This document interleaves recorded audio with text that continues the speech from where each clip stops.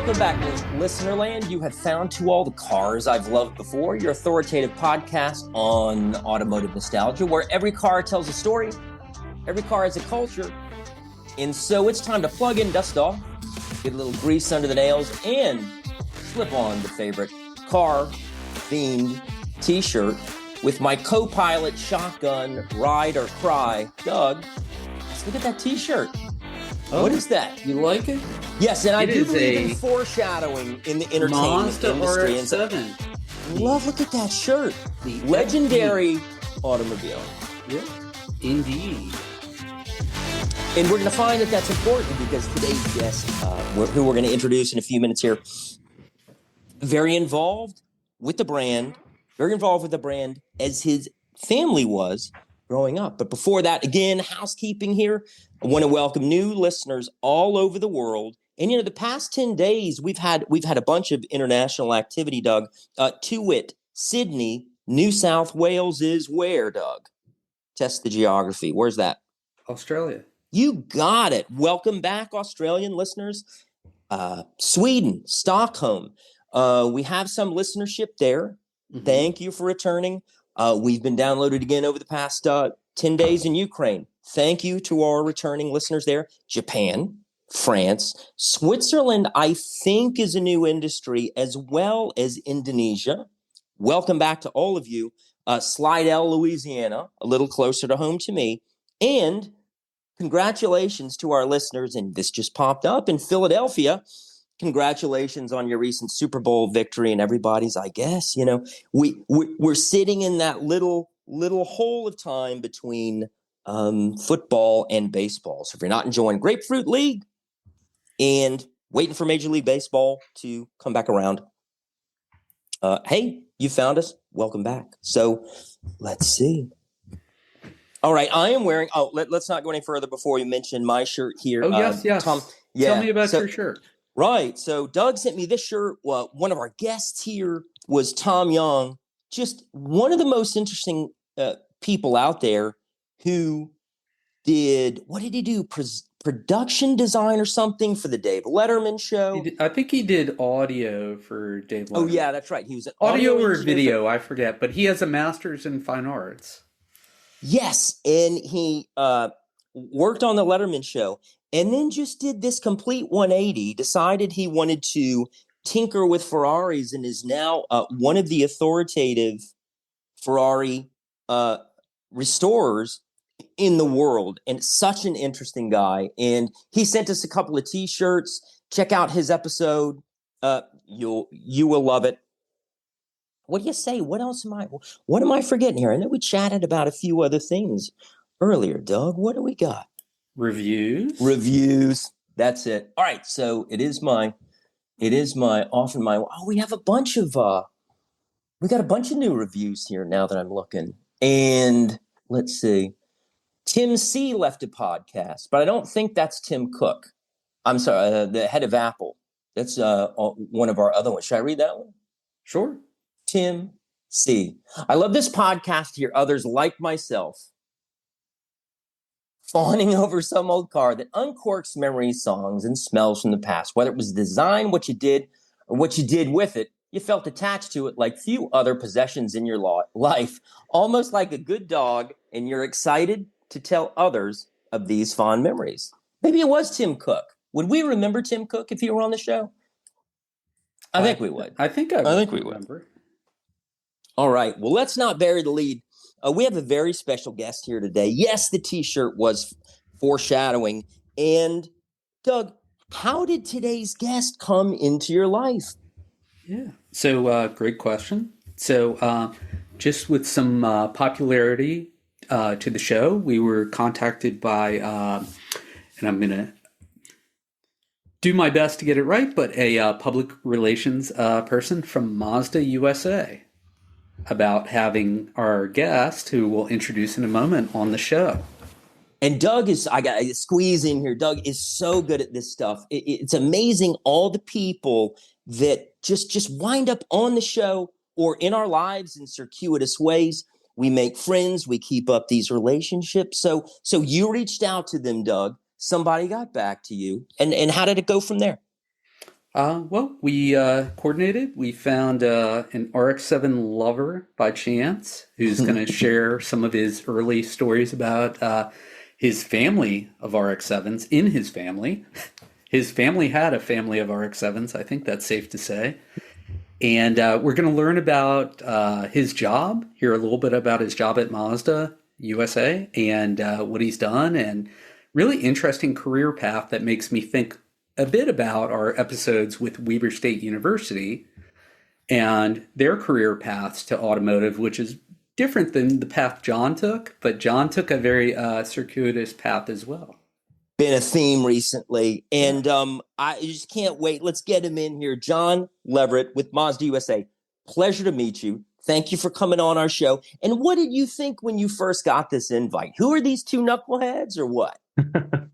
Well, good to meet you both. Glad to be on the show. Yeah, I mean, I'd heard about the show before, and I'd heard snippets of it before, so I was excited about it. I knew who you guys were when I was approached with the Love it. opportunity. So excited to be here.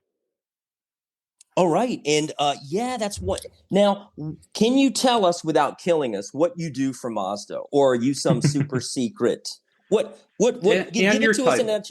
Yeah. And please don't melt our brains. It doesn't take much for me. Yeah, yeah. The title's a lot. Project Manager of Strategic Planning and Implementation, if you really want to Mm. get into it. But launch strategy is the shortened way to say it.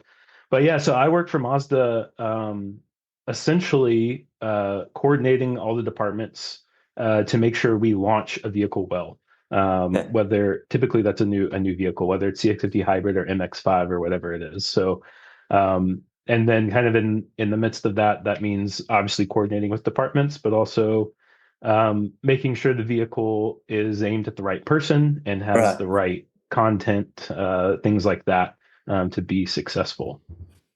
Yeah. Good point. And I remember reading not long. You look at this phenomenally complicated and amazing thing in your driveway, and it takes it only takes what, a week or two to make one as it kind of slides through the assembly line, but a new launch, a new automobile, or even derivations of something existing takes years and years to bring to market. And if you think about maybe the North American auto industry, the way things kind of move back across the border to be finished, unfinished, and plugged in here or there. I read a book recently by Bob Lutz, and he was saying it it can take the better part of a decade from something from blueprint to thinking about to sourcing. Where does it fit in the product line? I would assume you touch some part of that, right? Can you speak to your I experience with do. that? Yeah, I mean, we have probably two other teams as well that are focused at different points throughout the vehicle's life.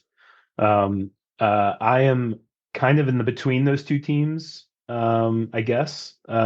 Just depends. I mean, there's so much variable there, so many things vary with launching and Yeah. creating a new car, but we do have a team focused on 5, 10 years out. Whereas I'm more so focused on the more 2, 3 year outlook, with what's coming down the pipe, and then another team that's more so negotiating the next model year and things like that.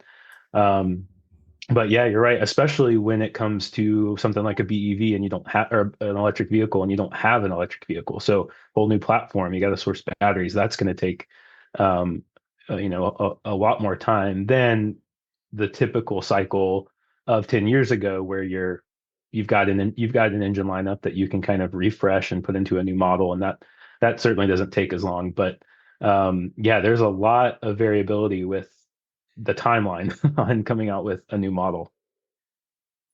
Interesting stuff. So is something is ramping up, and this might be too simplistic.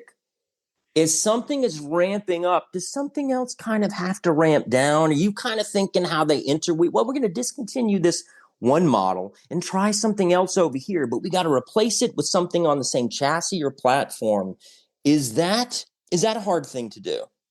It is. Yeah. I mean, that's a lot of that is tied to how when do you announce a new model? Because you don't want to announce a Mm-hmm. model and then sales of your current model to tank, right? But it depends on the model too. We have seen success with some models where we announce the replacement and that boosts sales, for the current model. That being the example being CX3 when we announced CX30.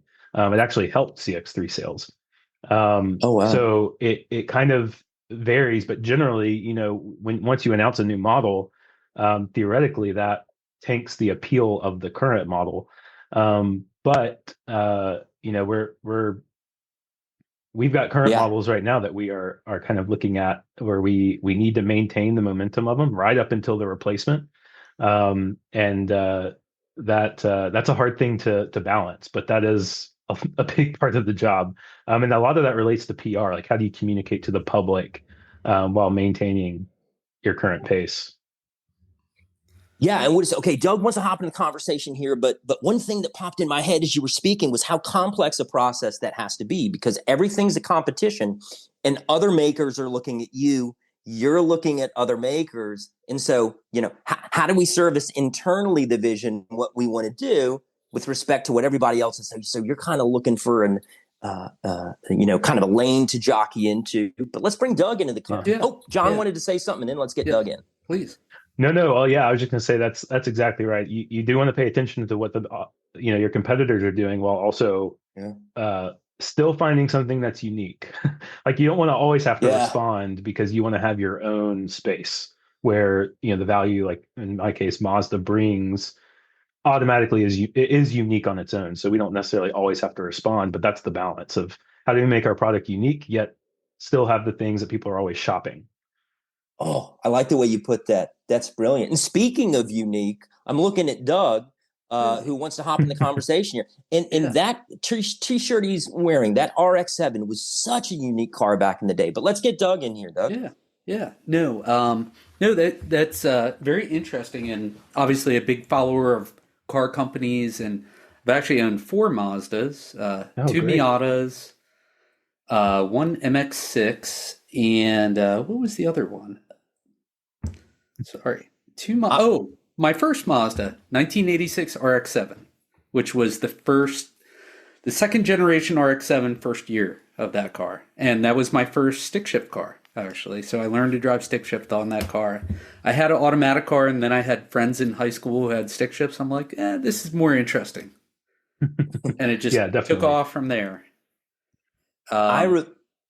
Go ahead. I got to squeeze in. I know you want to keep going, but I've known Doug a real long time.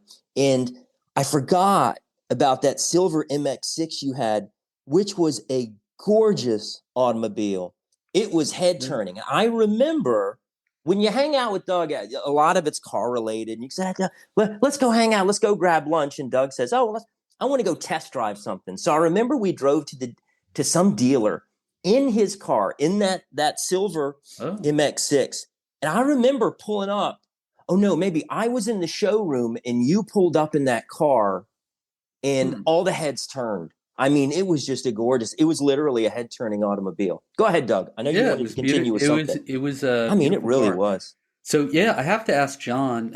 I have so many questions about Mazda, but John, the question all our viewers want to hear, listeners, is when will there be another RX-7? We can't get this guy's not going to tell us trade secrets. He doesn't have to trouble, John. Don't get yourself in trouble over us, man. But you would look to know. Will there be another one? Maybe. Maybe's okay. Yeah, maybe. Hey, I appreciate the pressure, because the more we get asked it, the more we've got to do something at some point, I think. But I don't know though. It's always the plan. But I know we kind of talked about it earlier, but the being an independent automaker, and then with all the regulatory pressure, which might be going away, we'll see. But it's just been hard to. We've got to build up the volume and build up the profit with our SUV, so we can afford a car like that, afford to build that car. Because obviously, us as car people, we might buy one, but unfortunately, it seems like most people aren't buying sports cars these days. So. But I don't know. Surely at some point this crossover craze has to die down, and maybe the sports car segment can come back in. Who knows? That would be great. I know. Some of the other companies are trying to do it, but it's a tough market for sure. Yeah, what you need to invent, John, is a sports car with storage. Once you've got that figured out, zillion-dollar idea. Okay, but John has a very interesting path to how he came to work for Mazda USA. But before we get there, yes, this is a cliffhanger. We're going to put him back in time. We're going to go 88 miles an hour, and let's go back to where it began. Jon, what was your first car? How did you get it? And is your older brother a legend? Yeah, my first car was a 1988 Mazda RX-7 GXL. So that was the top trim non-turbocharged rotary. So top trim back then meant had air conditioning, power windows, leather seats. It actually had the adjustable suspension, normal and sport suspension, though that didn't work by the time I got the car. Um, yeah, that was my first car, and I got it from my brother. I bought it from my brother. It was his first car, and that was the first RX-7 my family ever owned. And after that one, probably came somewhere in the neighborhood of 20 plus RX-7s. Whoa. And my brother was already on a Turbo 2, 1988 Turbo 2 RX-7. We called it the Red Dragon. That was his car. And so I bought that 88 GXL from him. And by the time I had gotten it, it had been sitting out. The paint was a little bit faded. So we kind of did like a light restoration. It already had a new engine. My brother had rebuilt the engine. That was the first engine he ever rebuilt. First rotary he'd ever, or I guess I should say, first rotary he ever rebuilt. And that I never had issues with that engine. He actually became pretty well known for rebuilding rotary engines. And I Wow. don't know if I mentioned this, but I was so much younger than my brother. So I'm getting this first car at 14. My brother's was already at that point 23 or so. So he was already in college. And pre me getting a new car, he was started racing, got his racing license when he was in high school. So my very formative years were me growing up around him racing, going to the racetrack, having Yeah. these RX-7s around. I think at one point there were probably at one time we had somewhere between 7 to 10 RX-7s Golly. around the house. Or back, we had a barn and a front garage. So between those two spots, and that's what I grew up around. So uh, In the I blood, in the DNA, in the yeah family ledger. So yeah so you said that one car you never had any issues with, but I mean you had a population of cars. So with that engine, unique in its way, did you ever have any issues? Or were there problem spots that you guys would have to tear apart and fix? well, I remember I probably went through three transmissions on that RX-7. Okay. Uh, My transmission was bad when I got it. It was never right. really? Yeah, Yeah. somebody beat it up. Yeah, yeah. Well, I think that the transmission I got with the car, I think that was the one that my brother drove on. That's the Hmm. one I learned to drive stick on. So it started whining really bad in first gear, and then it wasn't too long after that it dropped. Also, I don't think that car had synchros between first and reverse, so you had to come to a complete stop in order to shift from.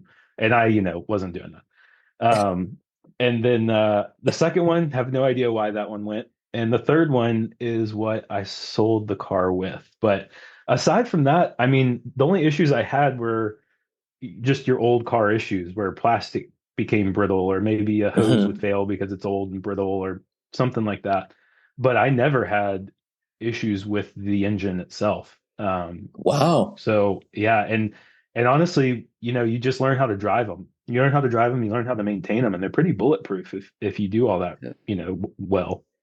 yep, So yep. And Christian and I were talking about earlier. He's like, "Why is a rotary engine? What are the benefits, right?" And it's really, from my standpoint, it's simplicity, Hmm. the Yeah, lack of moving parts yeah, versus a conventional engine. yeah. I completely agree. And it was my first car, so that's the first car. The foreign thing to me was when I went to just a piston engine car after my RX-7, because Hmm. then there were more. I actually went to a BMW after the RX-7, and that car was braking all the time. I felt out of my depth. I understood a rotary, and I'm not near as mechanically minded as my brother is. But I just felt out of my depth a little bit on that BMW. did you foresee a career with Mazda USA, from the moment you put your foot on the clutch in that first car, or no? Was this a dream fulfilled, or you said, "Wow, neat first car, great company, we'll see"? Yeah, I don't think so. Although I would joke as a high schooler, like I'm going to be the CEO of BMW, or something like that, which was so stupid. And I was just because I was a car person and I liked cars, and at the time I liked BMW, but maybe you wouldn't say that right now. But I would just joke about that. But otherwise, I there are many other things in my life that were pretty influential. One of the things being uh, probably the house I grew up in, which was this really old home that my dad was constantly working on and Mm, restoring. And I kind of lived in this old neighborhood with a lot of quaint homes, and my close with our neighbor. He had this old kind of cottage, shingle style cottage, and he was a big Volvo guy. I remember he had several Volvos, and he had this 740 turbo wagon. I guess it would have been the late 80s. Turbo wagon gosh, had this Mhm. this houndstooth or plaid black and white interior. And I remember my mom borrowing it one day because the minivan that she had was in the shop.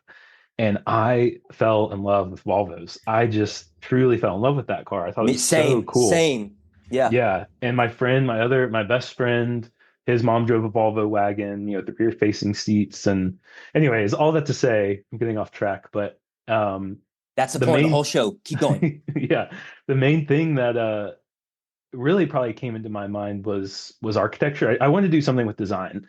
Um, at points I thought, I want to be a car designer.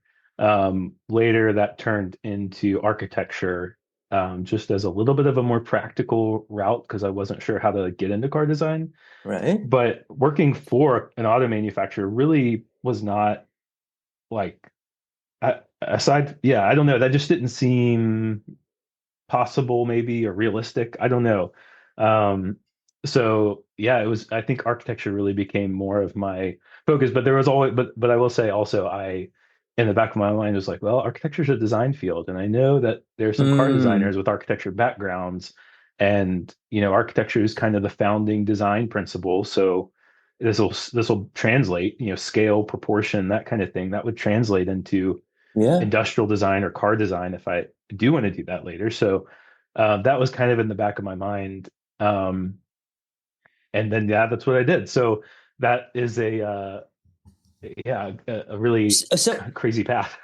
all right, yeah. So before we get into that, let's slip into neutral for one moment here. So the Hmm. BMW 525i that you Hmm. had, you mentioned it before. Let's talk about it before we move on to the Volvo.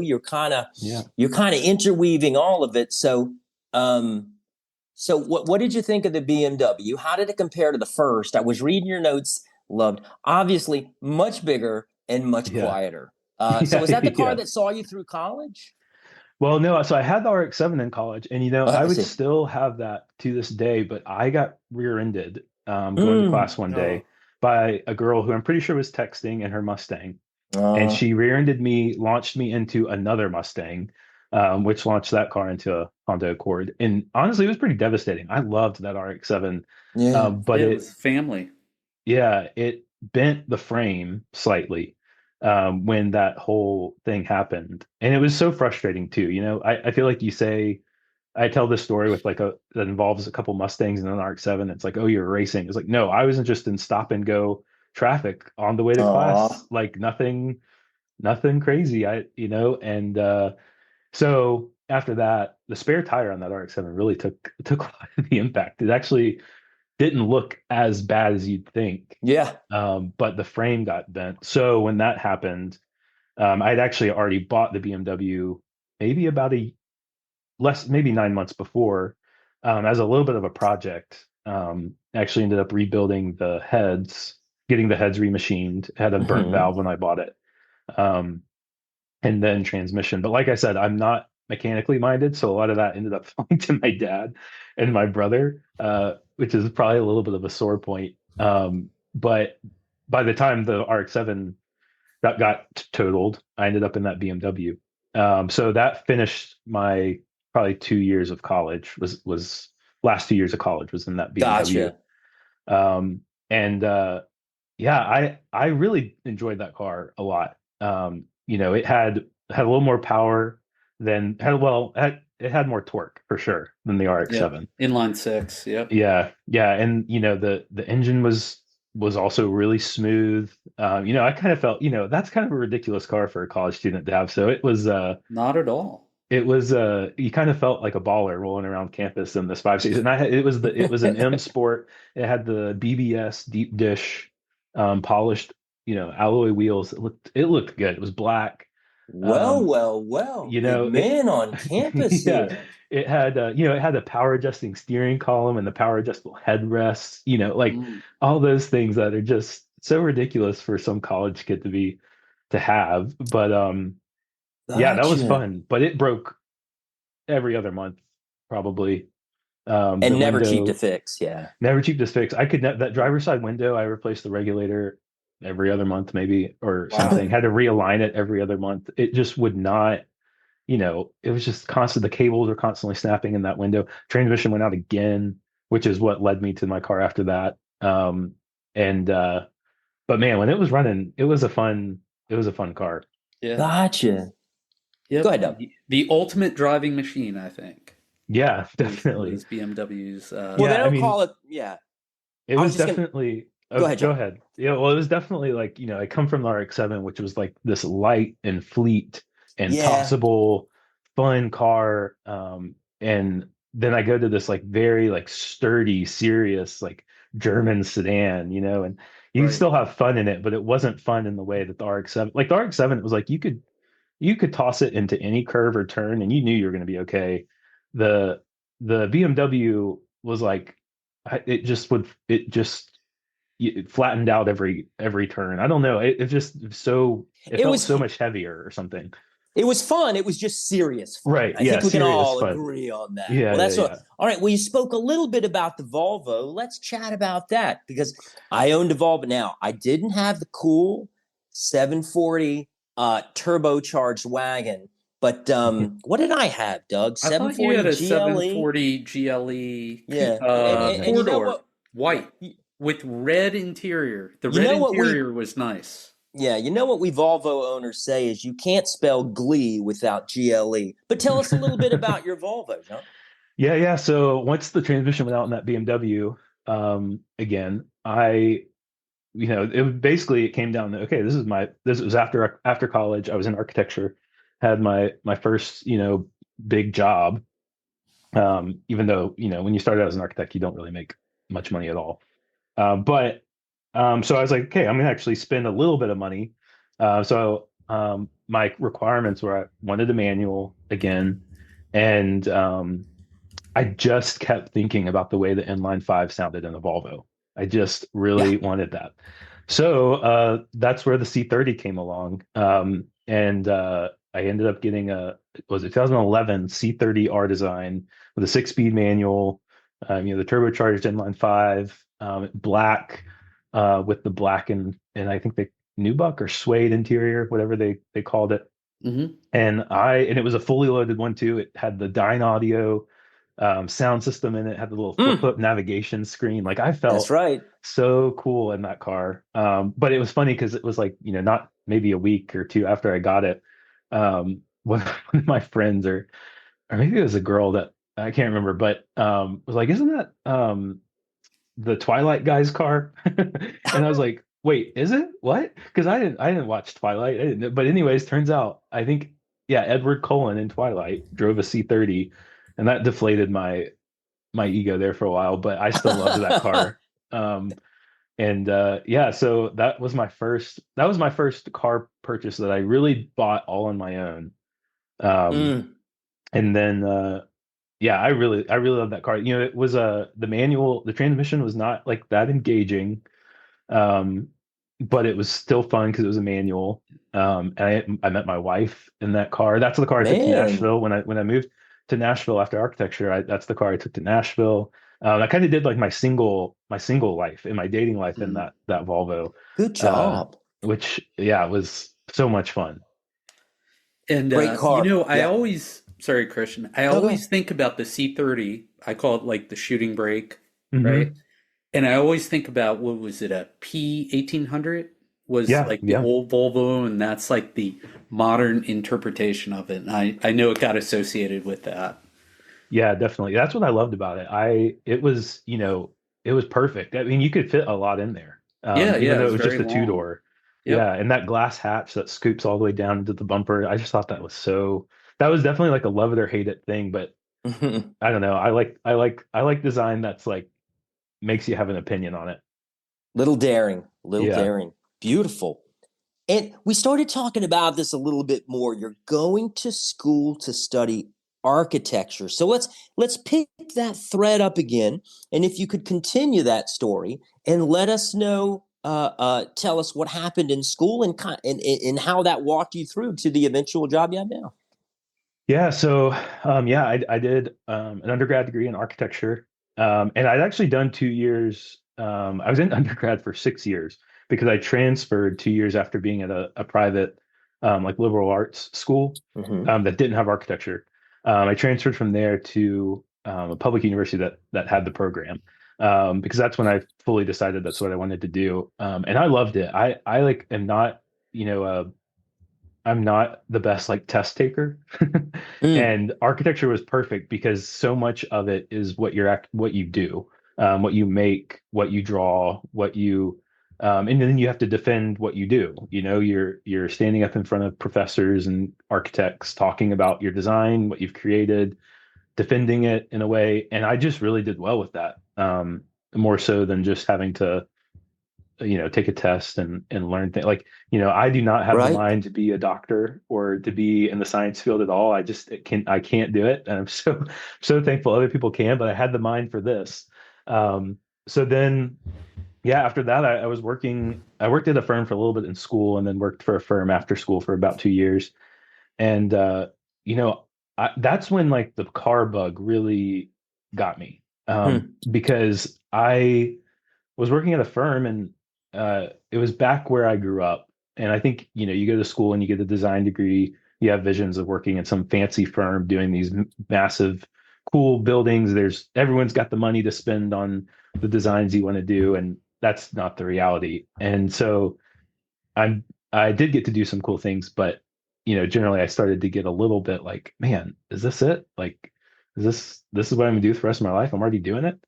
Um, and then I just remember with some of the architects around me just being so kind of flabbergasted that I thought cars were cool, or thought that appreciated the design of cars. Mm-hmm. I remember one architect in particular being like, "Yeah, I guess cars are designed, aren't they?" And I was like, "What? Like, what do you mean of course they're designed." They are, yeah, exactly. Like, You have to think of how every piece fits, provides function, yeah, provides style. I mean, it's the very definition of packing a lot into a And, small package. yeah, and the type of people that are gonna buy Right, it or right. fit right, in it, Because right? it's an yeah, extension of you. Yep. You drive down the street and you say, "Well, I'm going to make an assumption about that person." It is a yeah, very yeah, Yeah, public, that as personal well. display of how you feel about Dude, design. well yeah. said. Yeah. Yeah, definitely.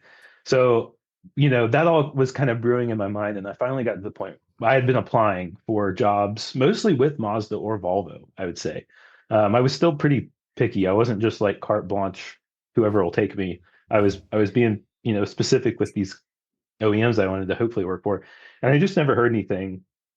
And I get it because like my resume at the time was just all architecture, like Yeah. just didn't make sense.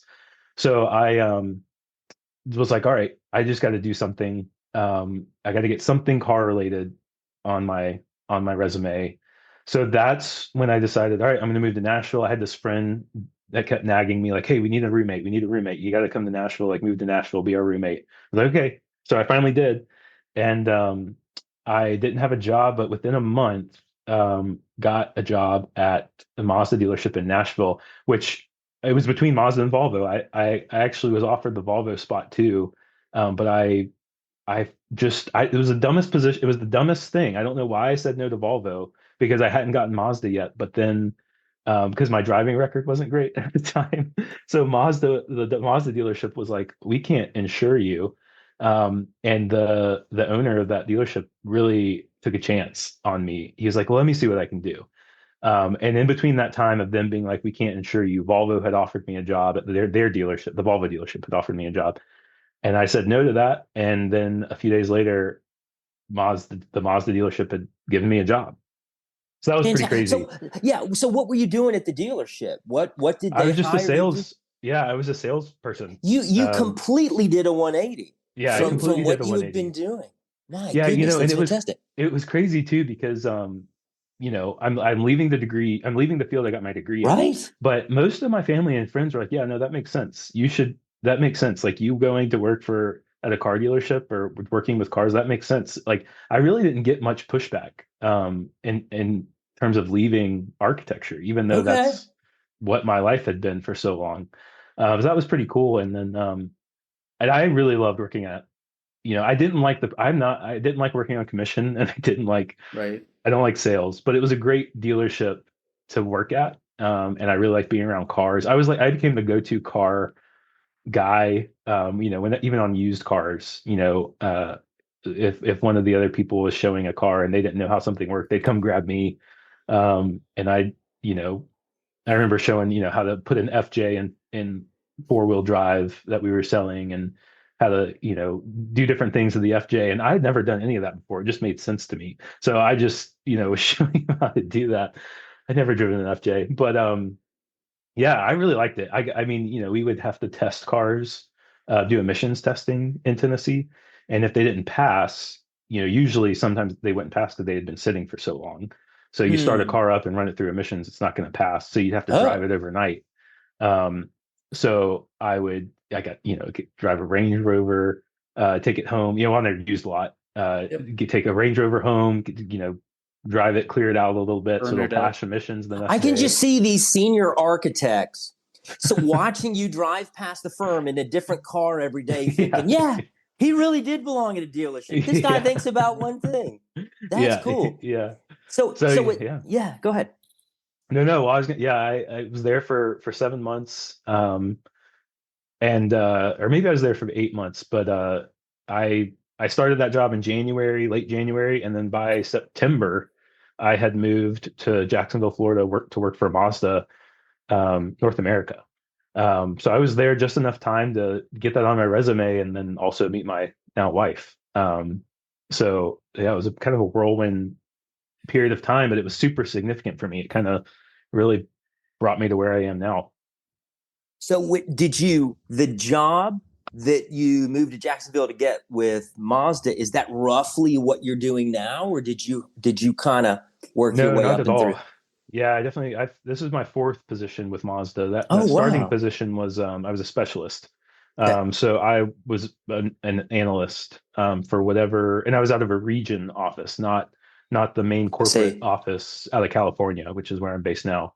Um, but yeah, I just did anything to help support the dealers in the Southeast and to support the reps and the managers out in the field in the Southeast region, which was I think Virginia, Florida, over to like maybe Alabama or something like that. Gotcha. Um, so yeah, and then after that, I became a rep, and that's what brought me up to Virginia, which is where I live now. And then I became a service rep, and I was over at the DC Metro. Hmm. And then I became the strategy manager, three three-ish plus years ago or so. Gotcha. So how long have you been with Mazda on the whole, from Jacksonville to up in Virginia where you're at now? I think just over 7 years, maybe going on eight Wow. years or so, I think. So Congratulations. That's a lot. thanks. That's a Yeah. lot to pack in. It is a lot to So pack in, and it's kind of funny too because I feel like our generation, my generation gets the rep of not staying anywhere very long, and I but I'm like, man, I've actually stuck it out, for a while there, being architecture for 2 years and the dealership for a few months. I was like, oh gosh, I'm the stereotype, but now I've been with Mazda, yeah, for quite a while, feels like, at least. good Yeah. deal. Let's bring Doug So, in. so what, before we ramp down, I did want to ask, so what's the most exciting project that you've led since you've been at Mazda? Yeah, probably. Um, MX-5. I mean, anything MX-5 related is just automatically the most exciting to me. Yep. Yeah. So when we did, we had the significant updates for 2024, where new headlights, taillights, refreshed design, wheels, and I remember driving the old against the new, old being the Mhm. 23 model against the new 24 before, Mhm. I think before we had announced it. But there were some steering feel improvements. There was a new differential in the 24 that we were driving so that we could understand the changes and really see the changes. And that was just so fun. I mean, it's like moments like that for me as a car guy that I'm like, Mhm. ah, this is just the best. Just getting to drive cars. They just dropped it off at your house and said, "Here, drive Well, it." at that time, I was actually I lived in California. I see. So I've been back and forth to Virginia a few times, but I was in California. So yeah, I just went into the R&D office, and that was, half the day was driving those cars. And that was probably the most exciting. And that followed by the 35th anniversary MX-5. That's right. Um, That's this year. that was this year. Yeah. Yeah. So just not only is that exciting for me, but that's, the pillar of our brand. It's kind of our halo car. And that's Yep. kind of the car that really embodies all of Mazda's values. So it's just really fun to do anything and to have that specific, line to work on. Yeah. Yeah. No, that's exciting. And yeah, I remember my first Miata was a red 1990. Oh, And nice. that was my first convertible. Man, it was the best car. Yeah. It Yeah, just, my uncle had an early 90s Miata in the midst of all those RX-7s. Um, so yeah, I got the bug that way too. yeah. No, that's awesome. Yeah. And 30 years later, right? It's still very sought after. There's always the thing. What's the saying about a Miata?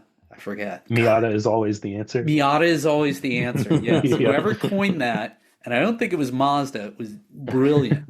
Yeah, it is brilliant for sure. Yeah. Yeah. And so I do want to ask, and we've talked a lot about Mazda cars and BMWs and RX-7s, Volvo. Um, what would be your dream car? Or what car are you looking forward to at some point in the future? Yeah. Interesting And you question can't say because RX-7 because yeah, yeah. your whole fam. Okay, so go ahead. Yeah, no, I mean, I feel like I have a dream car for every use case, Hmm. if Oh, that I makes like sense.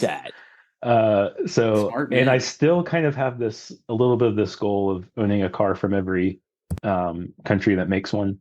Um, so, I've got Germany and Sweden and Japan down, but overall, I think I've really been pretty taken by the Lotus Emira of late, with the supercharged V6 and the manual Hmm. transmission.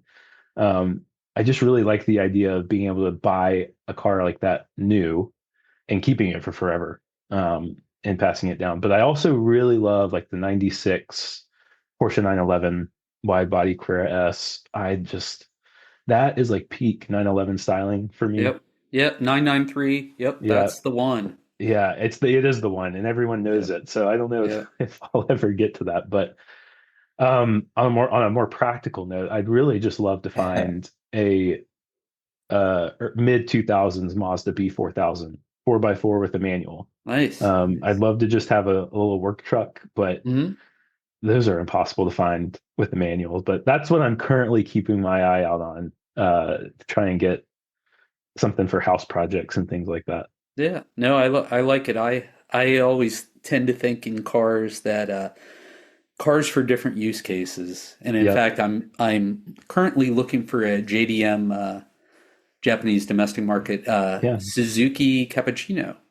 Oh, The nice. Oh, right-hand that's drive, just a micro Miata, if you will, from the yeah. 90s.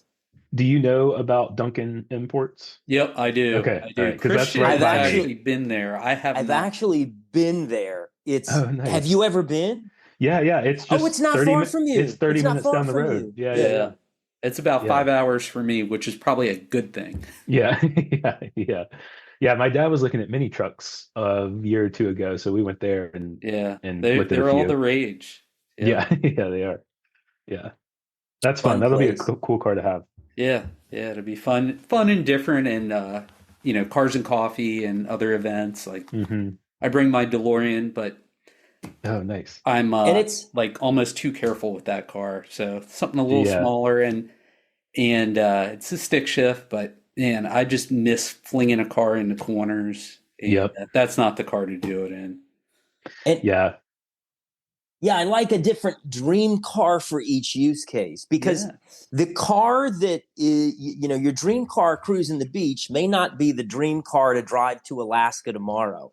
So, Yep. know the requirements. So, yeah, as we guide the podcast toward the off ramp here, I got one last question for you, Jon. I Hmm. can't leave you with Doug. He will talk to you all night about cars, and I know you want to eat dinner. So I just on the way out here, I got to ask you. You just look so happy. I cannot remember a guest smiling as much as you did. So I have to ask you, what is your favorite thing about working for Mazda?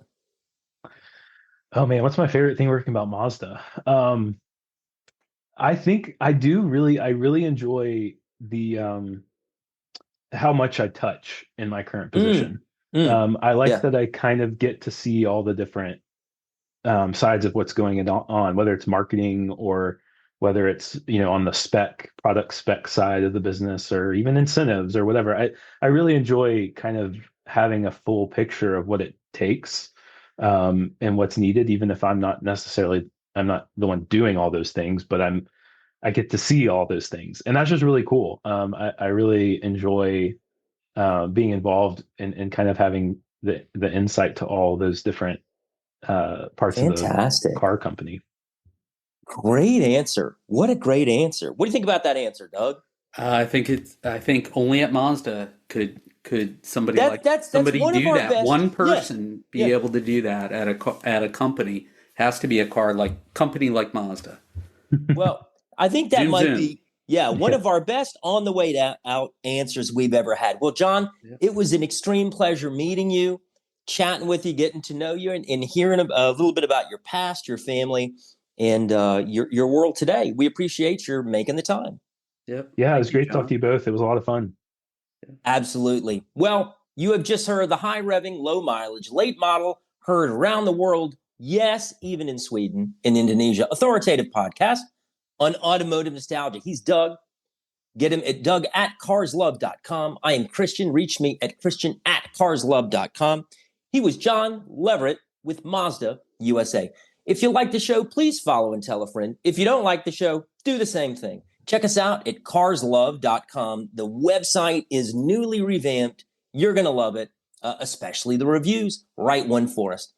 I'm sure we'll see you at the next local car show, showroom, race strip, or concourse. So we appreciate you listening. We'll see you next time. Thank you, listener land.